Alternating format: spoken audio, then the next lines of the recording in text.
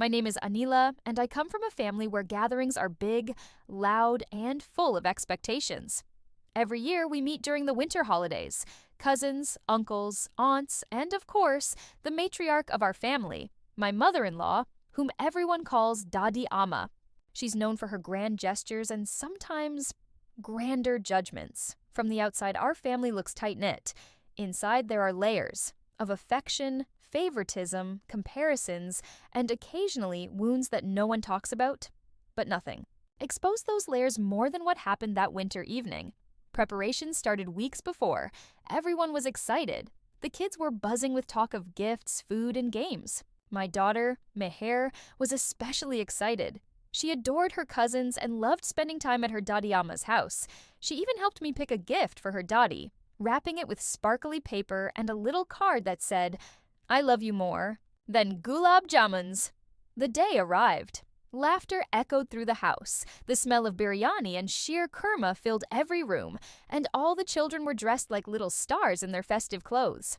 The living room was lit with fairy lights and warm memories. Then came the moment everyone was waiting for, the gift distribution. Dadi Ama sat in her usual velvet armchair, commanding presents without even trying. One by one, she called each, grandchild by name. Laughter and gasps followed every gift opening. iPads, shiny new ones, straight from abroad. Some of the boys got cash too. Thick envelopes handed with pride. Parents beamed, kids squealed, and photos were clicked endlessly. My phone buzzed with family group chats lighting up with pictures and comments like, "Wow, Amma went all out this year." Mir sat next to her cousins, her eyes wide, cheeks flushed. Her turn hadn't come yet, but she didn't seem nervous, just joyful. She clapped for everyone, admired their gifts, even helped her youngest cousin tear through the wrapping. Name. After name was called. Gifts were given. Joy was shared, but Meher's name never came. At first, it felt like an oversight. Maybe Amma was saving her for last. Maybe there was a bigger surprise. Maybe it had just slipped her mind in the noise and chaos. I kept waiting, my hands tight in my lap. So did Meher, smiling, sitting straight, eyes darting from cousin to cousin. Then Amma stood up, brushing her sari and saying, "Bas, ho gaya sab kuch, ab chai lao koi." That was it. There was no more. Meher was never called. My daughter didn't receive a single thing. There was no iPad, no envelope, not even a symbolic trinket. Nothing. The room didn't notice at first. Conversations returned to cricket scores, job news, wedding dates. The kids scattered, shrieking and playing with their new gadgets. But I noticed. Meher noticed. Her posture changed subtly. She shifted closer to me but said nothing. I could feel the pressure in my chest. It wasn't about the iPad. It was about being seen, being remembered, being counted. I had so many questions clawing at my mind. Why? What happened? Was it a mistake? Was it deliberate? Had Meher done something? I glanced at Amma, who now laughed with her eldest son, praising how well his kids had done in school and how they deserved every bit of what they got. I looked at my husband. He was talking to his brother, unaware of the storm quietly brewing beside him. And Meher? She looked at her own lap, then slowly at her cousin's gadgets, then back at her lap. Still, she said nothing. I wanted to speak. Up. Ask directly, simply, "Amma, what about Meher?" But the words didn't come. Not yet. The fear of embarrassment, of confrontation, of being dismissed as dramatic kept me frozen. Instead, I looked at my daughter again. Her expression didn't crumble. Her lips pressed together for a second, but her eyes were dry. She stood up. She walked over to her grandmother. And with a soft, honest voice that carried across the room without effort, she said, "Dadi Amma, aapko hamara gift mila?" The room turned. People paused. Amma blinked, then said, "Haan, beta, bahut pyara card likha tumne. Shukriya." That was all. Mir nodded, smiled politely, and returned to her place beside me. She didn't look sad. She didn't ask why she didn't get anything. She just sat quietly and began folding the edge of her dupatta. The silence in me was louder now. Mother's silence. Heavy, angry, protective. I watched the family enjoy itself. Oblivious, or pretending to be. Maybe they noticed. Maybe they didn't care. Maybe this was normal to them. But to me, something had shifted. A small crack had formed that wouldn't be plastered over easily. After dinner, while the kids played games on their new iPads, Meher sat next to her cousin, watching her play a puzzle game. She smiled, helped her solve one level, then moved away and took out a small sketchbook from her bag. She started to draw. I walked over, sat beside her. She looked up. "Ami, can I draw Dadi Amma?" I nodded. She looked really happy today. She added, "That's when I knew my daughter wasn't just left out of a gift list. She'd been given something else, something no one else noticed yet, something that would change the course of the story." She didn't speak a word, not a complaint, not a question, just silence, the kind that doesn't cry, doesn't scream, but lingers, heavy and deep. Around her, the room buzzed with laughter, joy, and chatter, but within her, a quiet ache had begun to settle, a stillness that only the unnoticed feel. Children giggled and compared their new devices. Parents beamed with pride. Conversations floated about school grades, vacations, and upcoming weddings. No one seemed to notice the one child who had received nothing. She sat there with her small hands folded, trying to smile like the others, trying not to seem different, trying to stay small and invisible in the crowd that had already made her feel that way. It wasn't about the gift. Not really. It was about being seen, being acknowledged, being remembered. That moment, the one when her name was never called, didn't pass like others. It settled somewhere deeper. In her mind, a series of questions began to bloom, slowly and painfully. Was she less deserving? Did she do something wrong? Was she not loved the same? Had she been forgotten on purpose? Or by accident? Did she not matter? No one told her why. No one even mentioned it. Everyone was too wrapped in their own happiness to notice the silent heartbreak sitting among them. And that silence, louder than any outburst, became her companion for the rest of the evening. Children shared games. They helped each other set up passwords and download apps. They talked about what they would do with their money, what games they'd play, what shows they'd binge. And she watched. She watched with curiosity, not envy, at least not the kind that makes you bitter. But something was there, a flicker, a quiet pain, an inner whisper. Why not me? No one noticed she hadn't eaten much. No one saw how her plate stayed full, untouched. No one asked if she was okay. Her voice had dimmed. Her presence, once cheerful and bright, now felt like a shadow of itself. She laughed when others laughed. She nodded when spoken to. But her heart had already folded into a quiet corner. When children are ignored, the damage isn't just immediate. It lasts. It creates invisible lines inside them that shape how they see themselves and how they believe the world sees them. That night, something shifted. A tiny fracture in her belief that love was equal, that kindness didn't skip names, that family meant inclusion. She didn't throw a tantrum. She didn't sulk or storm away. Instead, she internalized. She folded the moment into herself like a fragile note. She tried to make sense of it. She tried to tell herself it didn't matter. But a part of her knew. It did. She began to draw. That little notebook she always carried became her space of refuge. Her pencil, an extension of her silence. She didn't draw gifts or games. She didn't draw smiles or celebration. She drew distance, space. A little girl sitting far from the rest. A chair filled with shiny things, and a pair of empty hands just beyond reach. The drawing said more than her voice ever could. She didn't show it to anyone. She never intended to. It wasn't about being seen. It was about processing something no one knew she was going through. The act of being forgotten had left a bruise on her sense of self. And instead of crying, she turned it into a sketch. People often underestimate children's capacity to understand. But children, in their raw honesty, often understand more than adults. They see favoritism not through the lens of logic, but fairness. They measure love in actions, not words. And when love skips them, they don't rationalize it. They feel it. That night, she watched others smile as they explored their new gadgets. She smiled too, occasionally. She celebrated with them. She didn't want to dim anyone's joy. But something had changed. Something had quietly broken. and no one saw it happen. She went to bed with the same silence. No outburst, no sulking, just stillness. She wrapped her thoughts tightly, not knowing how to express them. She didn't want to make anyone sad. But, deep down, she wished someone would ask her how she felt.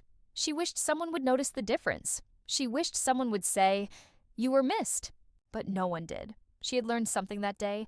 Some people give love in amounts. Some people choose favorites. And sometimes, no matter how kind or giving you are, you will be forgotten. And when that happens, you have to decide. Will you let it define your worth, or will you carry on quietly with grace? She chose grace, but grace does not mean she didn't feel it. Grace only means she didn't let that pain become bitterness. She held it gently, like something delicate. She didn't let it harden her, but it did mature her. She didn't grow resentful, but she did grow a little older in her heart. A part of her childhood slipped away that day, not with a scream or a fight, but with a silent realization. Love, when uneven, leaves invisible scars. She would never mention it. Not to her cousins, not to her parents, not to her grandmother. But the memory had been etched, and like all quiet heartbreaks, it would live in a silent place within her. That is how silent heartbreak feels.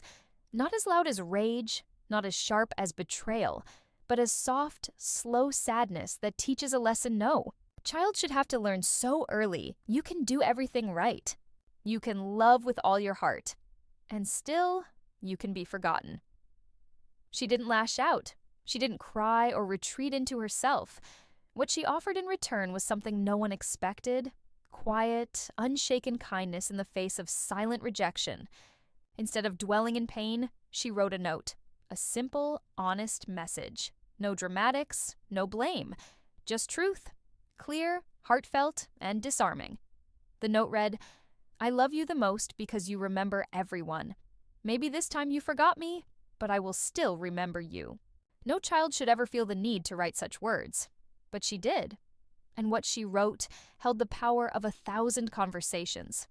There was no anger, no sarcasm, only grace. The kind that comes not from age, but from purity of heart. She didn't leave the note to be seen. She left it because it needed to be said. It wasn't meant to guilt anyone or make a statement. It was simply the truth of what she felt. Disappointment wrapped in unconditional love. Some messages don't need an audience to be powerful. They don't need attention to be heard. Her note said what everyone else had overlooked, that being forgotten leaves a mark, that silence can be loud, that love, when left unanswered, still chooses to speak kindly. It is one thing to feel left out. It is another to respond to that exclusion with forgiveness. The note was small, but its meaning was massive. It carried the weight of maturity that most adults struggle to hold. It reminded the receiver not of guilt, but of responsibility. There was no confrontation, no spectacle, just a mirror, gently held up to someone who may not have realized what they'd done. And sometimes, a mirror is all it takes to awaken the part of the heart that had gone numb. To respond with anger is easy. To respond with silence is common. But to respond with kindness, that takes strength. Her response wasn't weakness, it was wisdom beyond her years. It was love that had learned to stand, even when it was left sitting alone. Her note wasn't about seeking attention. It was about expressing value. It didn't demand anything. It only reminded someone of what they had missed. Not a gift, but a person. A soul. A presence that should have mattered but didn't that day. And that reminder, gentle as it was, had power. Quiet power. It's easy to overlook the child who doesn't complain. It's easy to forget the one who stays kind, no matter how they're treated. But those are the ones who carry the deepest truths. They are the ones who show what love looks like when it isn't returned. And still, they love. Her response didn't demand change. It inspired it, because the most powerful messages are often the softest, the ones that don't push, but pull, the ones that don't accuse, but invite reflection. Her note was a soft knock on the door of someone's heart, and when a child knocks with such grace, the door often opens. Not because it's forced, but because it's humbled. People often think lessons come through punishment, through consequences. But some of the greatest lessons arrive in a child's handwriting, in a message that carries no bitterness, only clarity. Her note held that clarity. It made one thing impossible to ignore: the cost of forgetting someone who remembered you so deeply. A note like that doesn't need to be framed to leave an impact. It doesn't need to be spoken about for others to feel its weight. It simply lingers. In the mind, in the conscience, in the quiet moments after all the noise has faded. And that was the true response. Not revenge, not withdrawal, not silence, but a reminder that love, even when overlooked, can still remain. Kind, and that sometimes kindness is what holds the mirror up to those who need to see themselves more clearly. Regret does not always arrive with thunder. Sometimes it walks in quietly, after the laughter has died down and the room grows still. In the silence left behind by joy, some realizations echo louder than any applause. That single note, written in a child's hand, had left behind more than ink. It left a mirror no one had expected to face. The response wasn't immediate, but reflection rarely is. The truth of being remembered by the one you forgot stings in a place pride tries to cover. That gentle reminder of who had been overlooked and how gracefully they still gave lingered in the space between memory and guilt. And guilt, when born from kindness, does not paralyze. It awakens. Words from that note replayed in quiet minds. The meaning grew heavier with time. It had not asked for attention, yet it had received it. Not through pity, but through recognition. A recognition that bloomed not from shame, but from realization. Love, when quietly returned even after being denied, is the purest form of grace. Change did not arrive through correction. It came through awareness. The realization that fairness is not an afterthought. That affection, when unevenly distributed, does more than disappoint. It teaches. And when a child becomes the teacher, the lesson lands differently. From that moment on, the air in the family shifted, not dramatically, but perceptibly. There was more watchfulness, more balance, more effort to see the ones who sat quietly, not asking to be seen. There was more space created for gentle voices, more value placed on presence, not just performance. The grandmother, who had once believed that giving was a matter of merit or gesture, found herself rethinking what true giving meant. She had assumed gifts were about acknowledgement of achievement or status. But the note showed her otherwise. It revealed that sometimes the most deserving hearts are the ones that ask for nothing. And those are the hearts we forget at our cost. That soft, handwritten message had done something no confrontation could. It didn't demand accountability. It offered an opportunity for redemption. It gave the gift of reflection, the kind that leads not to guilt, but to growth. And growth did follow. Conversations changed. The way attention was divided shifted. Future gatherings carried a subtle awareness that no one should be left invisible in a room full of family, that love should not be earned with excellence, but offered without condition. That recognition must not be tied to noise or presence, but to value, and every child has value. The lesson did not end with one note. It continued in the way hearts softened, in how silence began to be listened to, not ignored, in how kindness became the standard, not the exception, in how apologies didn't always need to be spoken to be understood.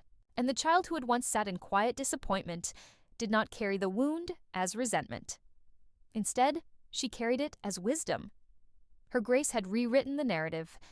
What could have been a memory of being forgotten had transformed into a lesson of how love can still rise, even from neglect.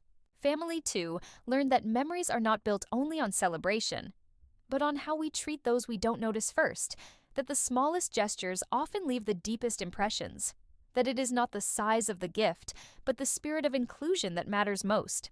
That dignity resides in the ones who choose kindness, even when they have every reason not to. Over time, the story of that note became part of the family's unspoken history. A quiet reminder that love, when given selflessly, humbles even the proudest hearts. And humility, when accepted, heals more than any grand apology. The lesson was not about iPads or envelopes or forgotten names. It was about the quiet power of love that remembers, even when it has been overlooked. It was about the strength it takes to forgive without being asked. And it was about how even the smallest voice, if rooted in truth, can change the way a family thinks, gives, and loves. That child, through her response, had given the greatest gift, a reminder of what it means to love without demand, a lesson in grace, a moment that reshaped more than just relationships. It reshaped understanding, because sometimes the ones who give the most are the ones we fail to see. And when they offer their hearts anyway, the least we can do is never forget them again. Dear